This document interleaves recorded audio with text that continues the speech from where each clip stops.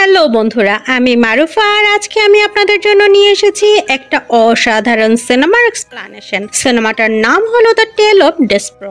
সিনেমার একেবারে শুরুতে আমরা একটা ইঁদুরকে দেখতে পাই যে মানুষের মতো কথা বলতে পারে, আর এটা একজন সেলরের। সে তার ইঁদুরকে নিয়ে একটা রাজ্যে আসে। আসলে আজ এই রাজ্যে একটা বিশেষ ধরনের স্যুপ বানিয়ে সব প্রজাদের খাওয়ানো হবে, আর এই স্যুপ শাহী শেফ রান্না করছে। আমরা দেখি যে এই শেফের কাছে একটা জিন আছে, সে তাকে এই স্যুপ বানাতে সাহায্য করছে। যখন শেফ এই স্যুপ রান্না করছিল তখন ভুল করে এই স্যুপের ভেতরে একটা ওয়াইনের বোতল পড়ে যায়, কিন্তু যখন সেই স্যুপ টেস্ট করে তখন দেখে যে এটা এ যাবৎকালের সব থেকে মজাদার স্যুপ হয়েছে। সেলরের রসকিউরো নামের কথা বলা ইঁদুরটা সবকিছু দেখছিল। এখন শেফ সবার প্রথমে বিশেষ ধরনের স্যুপটা রাজা ও রানীকে সার্ভ করার জন্য নিয়ে আসে, কিন্তু যখন রানী এই স্যুপটা খেতেই যাবে তখন রসকিউরো উপর থেকে রানীর স্যুপের বাটির ভেতরে পড়ে যায়। যখন রানী দেখে যে তার বাটিতে একটা ইঁদুর পড়েছে তখন দেখে তিনি শকড হয়ে যান, সাথে সাথে তার হার্ট অ্যাটাক হয়ে যায় আর রানী সেখানেই মারা যান। রানীর মৃত্যুতে রাজ্যের সবাই ভয় পেয়ে যায়। রাজা রেগে গিয়ে তার সৈন্যদের এই ইঁদুরটাকে মেরে ফেলার নির্দেশ দেন। রসকিউরো তার জীবন বাঁচাতে ছুটতে শুরু করে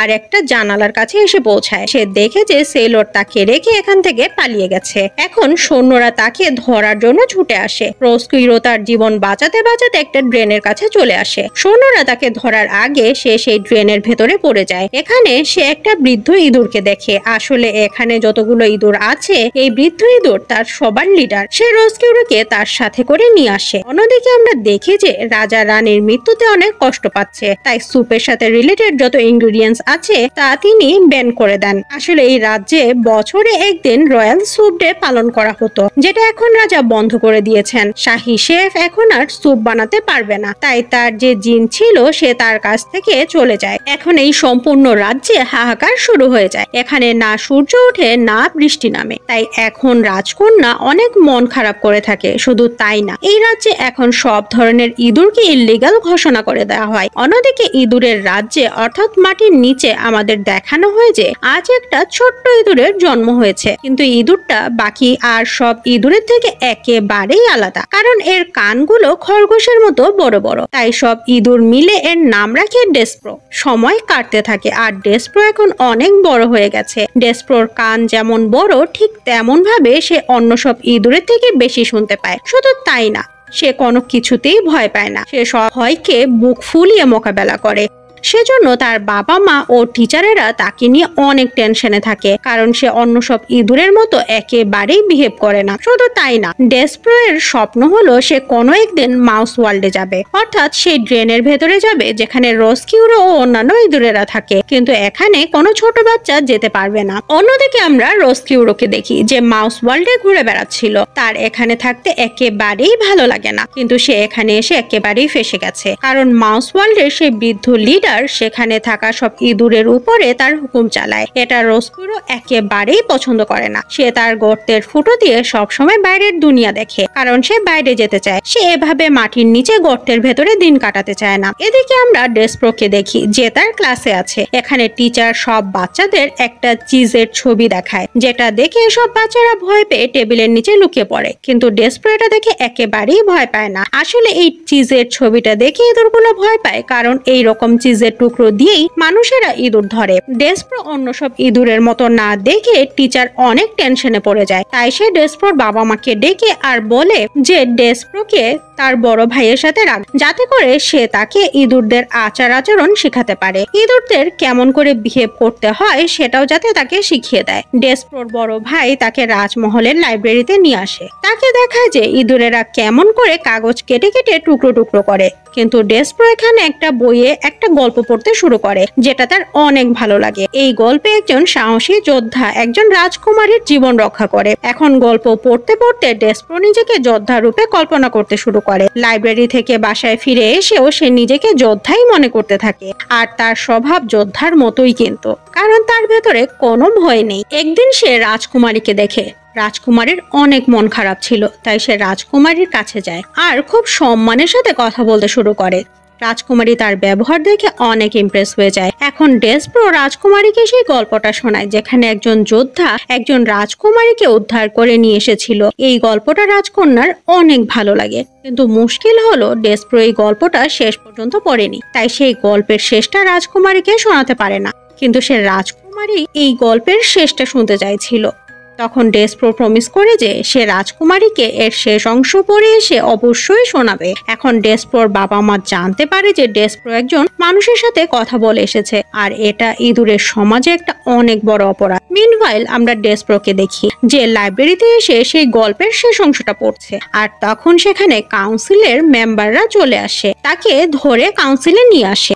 এখানে তার উপরে অভিযোগ করা হয় যে সে মানুষের সাথে কথা বলেছে। শুধু তাই না, সে বিভিন্ন সময়ে বিভিন্ন রুলস ব্রেক করেছে। তাই তাকে তাদের এই সাজানো গোছানো মাউস ওয়ার্ল্ড থেকে বের করে আন্ডারগ্রাউন্ডের মাউস ওয়ার্ল্ডে ফেলে দেওয়া হবে।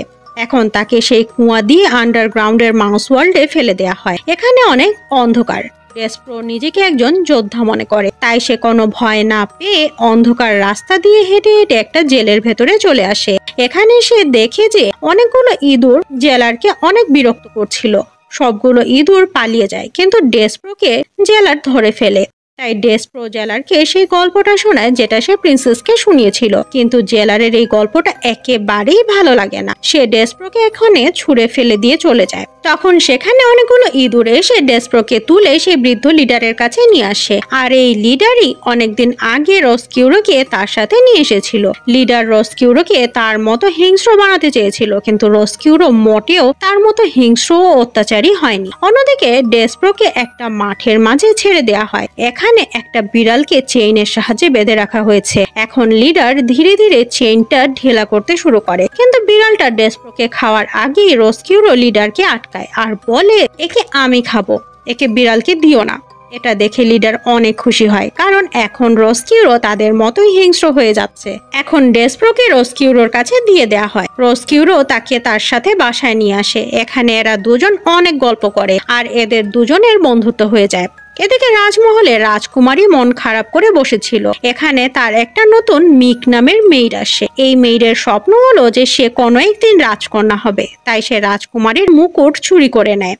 সে রাজকুমারীর মতো ফিল করার জন্য আয়নার সামনে মুকুট পরে নিজেকে দেখে। মিক যখন এসব করছিল তখন সেখানে সিনিয়র মেড চলে আসে। তখন সে রাজকুমারীর মুকুটটা তার কাছ থেকে নিয়ে তাকে জেলে সেলসে খাবার দেওয়ার কাজ দেয়া হয়। মিক যখন খাবার নিয়ে জেলে আসে তখন সেখানে জেলার তার সাথে অনেক রুডলি কথা বলে। শুধু তাই না, সে তার খাবারগুলোকে ফেলে দেয়। তখন মিক রেগে গিয়ে বলে, আমাকে যেমন তেমন কোনো মেইড মনে করে ভুল করবে, আমি শুধু রাজকুমারীর জন্যই কাজ করি।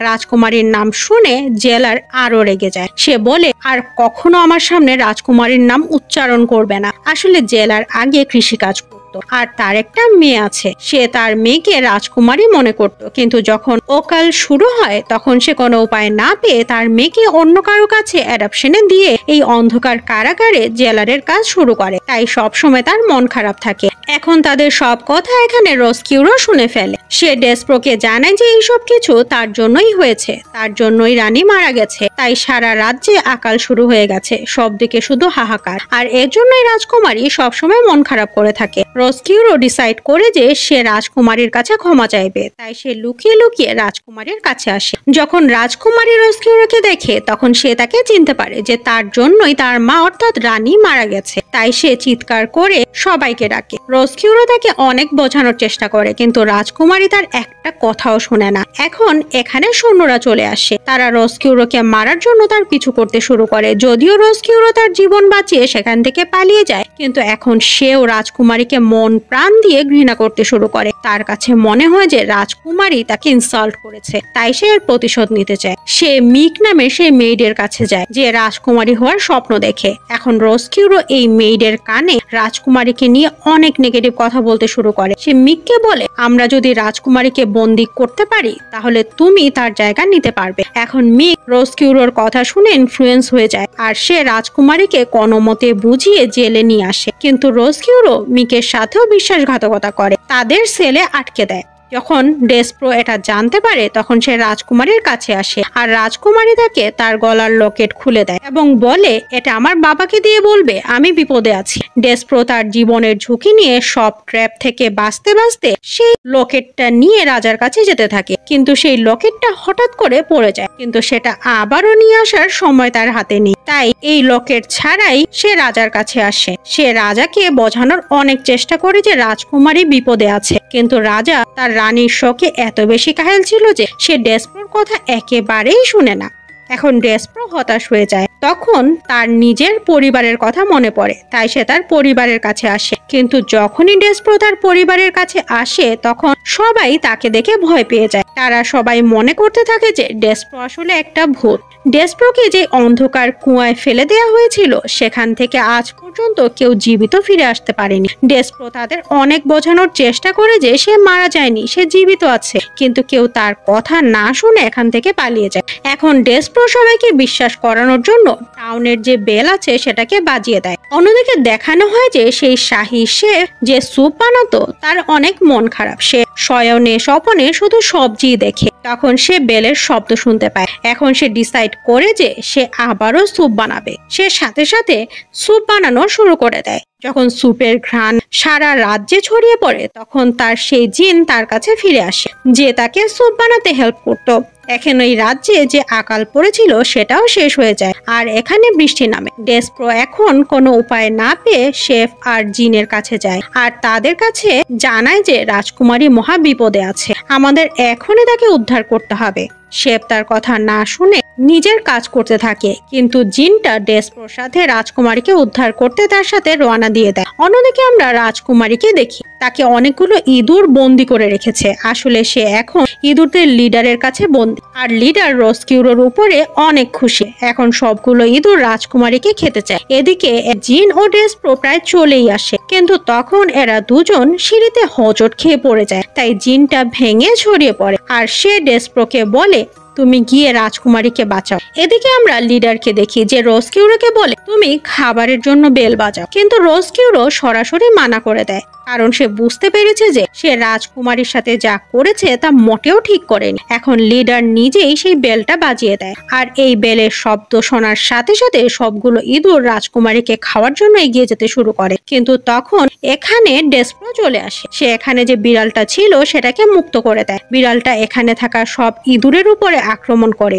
যে জন্য সব ইঁদুর এখান থেকে জীবন বাঁচিয়ে পালাতে থাকে। রসকিউরো এখানে অন্য সব ইঁদুরের সাথে একেবারে একটা যোদ্ধার মতো যুদ্ধ করতে শুরু করে, কিন্তু তাকে লিডার ধরে ফেলে। অন্যদিকে রাজ্যে অনেক বছর পর সূর্যের আলো এসে পড়ে আর সূর্যের একটা কিরণ সেই হীরার লকেটের উপরে পড়ে আর হীরার উপরে লাইট রিফ্লেক্ট হয়ে এখানে মাউস ওয়ার্ল্ডেও চলে আসে, যে জন্য এখানে সব দিকে আলোকিত হয়ে যায়। তখন ডেসপ্রো সেখানে একটা ম্যাগনিফাইং গ্লাস দেখে আর সে সেটাতে আলো রিফ্লেক্ট করে সোজা লিডারের চোখে ফেলে। তাই লিডার সোজা সেই মাঠে গিয়ে পড়ে যেখানে বিড়ালটা ছিল। লিডার বিড়ালের হাত থেকে বাঁচার জন্য সেই কেসটার ভিতরে ঢুকে যায় যেখানে বিড়ালটাকে বেঁধে রাখা হতো।